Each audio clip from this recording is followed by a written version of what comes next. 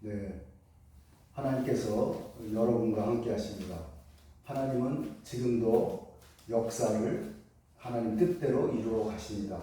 오늘 우리가 느헤미야서 6장을 읽어보았습니다. 느헤미야가 성전을 건축하려고 할 때 방해자들이 나타납니다. 항상 우리가 어떤 좋은 일을 하고자 하면 해방꾼들이 생기게 마련인 것 같습니다. 그런데 이 방해자들이 어떻게 방해를 할까요? 우리는 계략과 음모라는 것을 종종 우리가 경험하게 되는데, 이 계략과 음모는 어떤 목적을 달성하기 위해서 사용하는 거짓말이라는 것입니다. 술책이라는 것입니다. 그러니까 다른 사람을 속이거나 불리한 상황을 만드는 것을 음모라고 합니다. 계략도 마찬가지예요. 그런데 이 음모와 계략은 보통 사람들이 잘 사용하지 않습니다. 아주 교활하고 악한 사람들이 이 음모와 계략을 종종 사용합니다. 우리나라도 보면 그런 음모가 여러 번 있었어요. 6.25 때 그 북한의 김일성과 스탈린이 아무도 모르게 비밀리에 침략 계획을 세워가지고 갑자기 침략을 합니다. 그래서 1950년 6월 25일 우리는 일요일 날 잠자다가 이 전쟁을 맞이하게 되었어요. 그러니까 이 계략과 음모는 상당히 무서운 거예요. 다른 사람을 해하려고 하는 것이 다 그런 것들을 계략이라고 할 수 있어요. 그런데 상대방을 속이는 것은 정치에도 흔합니다. 그래서 우리나라에도 선거를 치를 때마다 상대방을 떨어뜨리기 위해서 음모를 세우는 그런 자들이 있어요. 아주 악한 자들이죠. 그래서 그런 사람들, 그런 어떤 무리들은 아무 잘못 없는 그런 후보가 떨어지게 해서 그 사람 인생을 망치게 하는 그런 악한 자들입니다. 우리가 세상에는요, 우리가 살아있는 동안 악한 자들이 없을 적이 없어요. 내가 이번에 탈북민들을 좀 만나려고 계획을 세우고 기도를 하는데 갑자기 비가 오는 거예요. 그런데 만나기로 했는데 그쪽에 있는 그 만남을 주선하는 회장이 연락이 와가지고 비가 오는데 모임을 연기했으면 좋겠다고 그러더라고요. 그러니까 우리가 하나님의 일을 하려고 할 때 그런 또 날씨마저도 우리의 일을 가로막을 수 있다는 거예요. 그래서 제가 뭐라 그러는지 아십니까? 아니, 비가 온다고 우리가 모임을 연기하면 또 못 만난다. 그래도 올 수 있는 사람들을 연락해서 오게 하라고.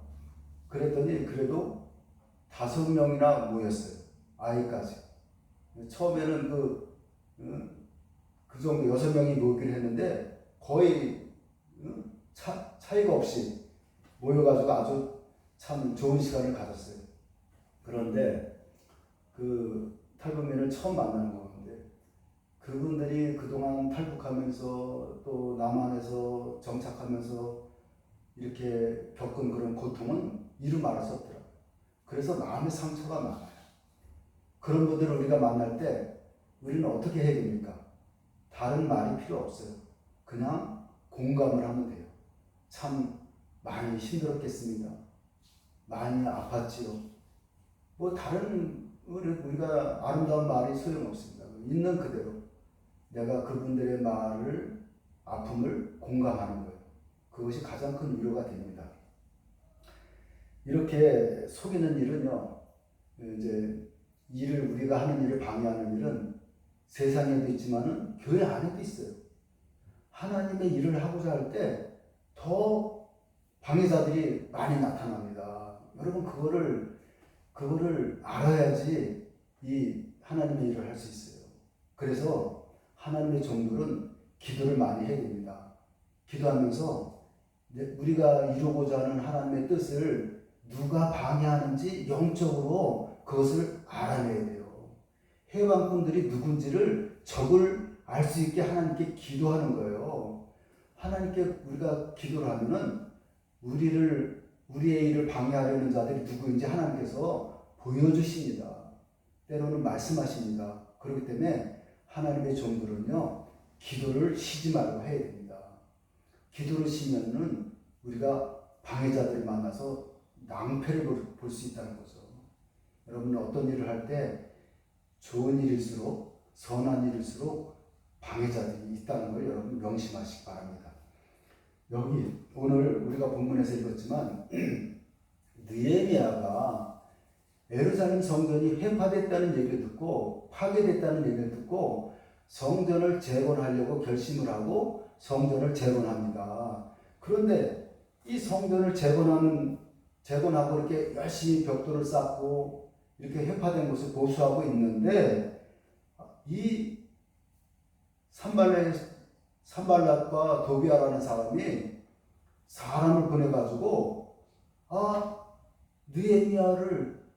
느헤미야에게 오노 평지에서 만나자고 연락을 한 겁니다. 왜 이렇게 열심히 지금 성전 재건에 바쁜 사람을 갖다가 오노 평지에서 만나서 무엇을 하려고 저러는 것인지 느헤미야는 그것을 빨리 알아차렸어요. 무슨 흉계가 있는 줄 알고 사람을 보내서 거절을 합니다. 나는 지금 하나님의 일에 바쁘니까 성전을 건축하는 것에 나는 시간이 다른 데 내가 어디 한가하게 시간이 없다. 내가 누구를 만날 시간이 없다고 이렇게 거절을 했더니 이 사람들이 4번이나 사람을 보내서 계속해서 느헤미야에게 만나자고 한 거예요. 여러분, 마귀는요 끈질겨요. 우리 새동장교도 이렇게 설립하는 과정에서 이게 간단하게 일이 술술 풀린 게 아닙니다. 참 여러 가지가 자꾸만 이것이 걸리고 저것이 걸리고 그렇게 또 그런 이 교회의 설립을 또 그런 방해하는 그런 것들이 없지 않았어요. 제 마음도 중요하고 내가 하나님께 헌신하기로 하고 또 이 교회를 위해서 내가 충성하기로 하면은 마음이 변하지 않아야 되는데 마음이 흔들릴 때가 있거든요. 그런데 이 산발렛과 도비앗이 누군지 아십니까? 산발렛은 유대인이에요. 같은 유대인이 유대 나라의 그 예루살렘 성전을 건축하는 것을 방해하는 거예요. 그리고 도비아는 이방 사람이에요. 믿지 않는 나라의 사람이에요. 그리고 또 여기 보니까 원수들이라고 했어요. 나머지 원수들이라고 1절에 보니까 게셈하고 해서 여러 사람이에요. 방해하는 사람들이 굉장히 많았다는 거예요. 1절에 우리가 보면은.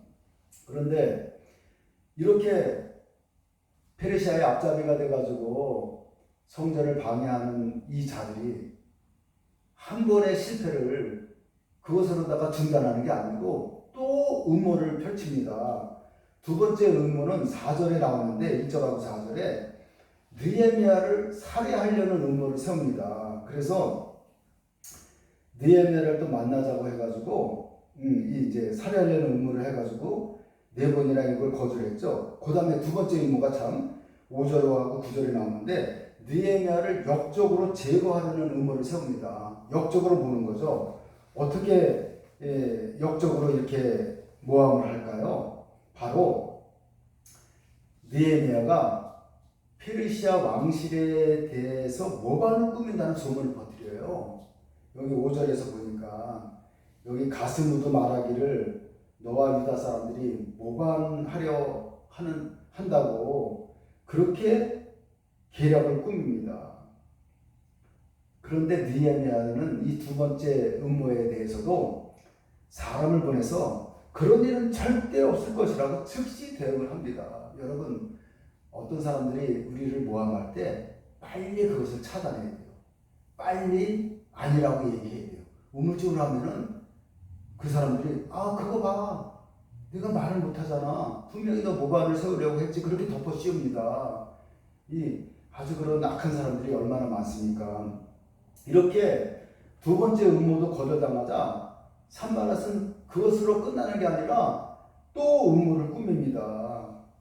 그것은 뭐냐면 느헤미야 진영에 있는 느헤미야하고 가까운 사람, 스마야를 보내서 산발랏을 죽이려고 하니까 성전으로 피신하라고 함정을 팝니다.